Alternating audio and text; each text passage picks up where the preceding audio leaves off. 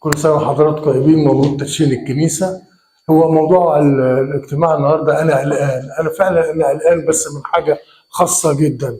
أنا هقول بسرعة، يعني أنا كل ما أخش البيت ألاقي تلفزيون على الدكتور على الشاشة عمال يشرح أمراض ويدي علاجات ويدي مش عارف إيه، وأقوم من النوم ألاقي قناة تانية جايبة دكتور تاني ودكتور تالت، والغرابة إن في ناس بتتصل وبتاخد العلاج بالتليفون، والاغرب ان في واحده بتتصل تقول له يا دكتور ده اختي عندها كذا، يقوم يعالج اختها كمان، يعني هي مش هتقول له احساس اختها كمان يعني.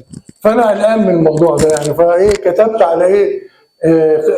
موضوع اسمه قنوات طبيب على الهوا 5 لصحتك، برامج صحيه تنكد على حضرتك.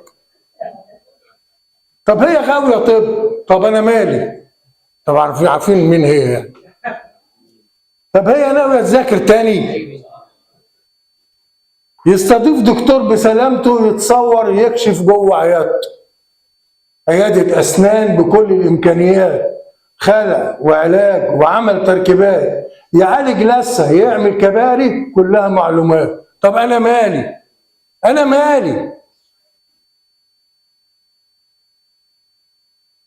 وقناه تانيه وبرنامج جديد، طبيب اخصائي نساء وتوليد،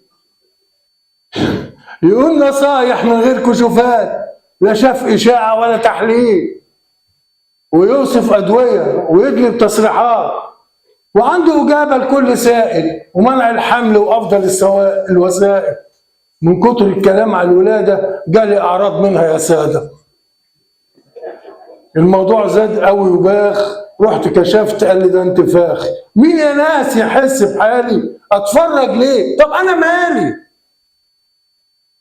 وطبيب امراض عصبيه ونفسيه بيعالج الناس بالتليفون، بيوجه المرضى ويكتب ادويه. طب المتكلم العاقل والمستمع مجنون؟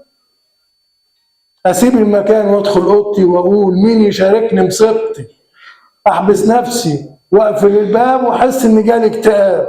ادي اللي بيحصل واللي جراري، اتفرج ليه؟ طب وانا مالي؟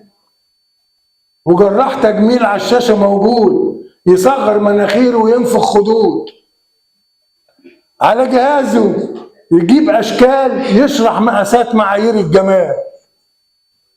ليه في القاهره 4 عيادات، وفي خلقه ربنا يعمل تعديلات واحدث الاجهزه وشغل عالي. اتفرج ليه؟ طب وانا مالي؟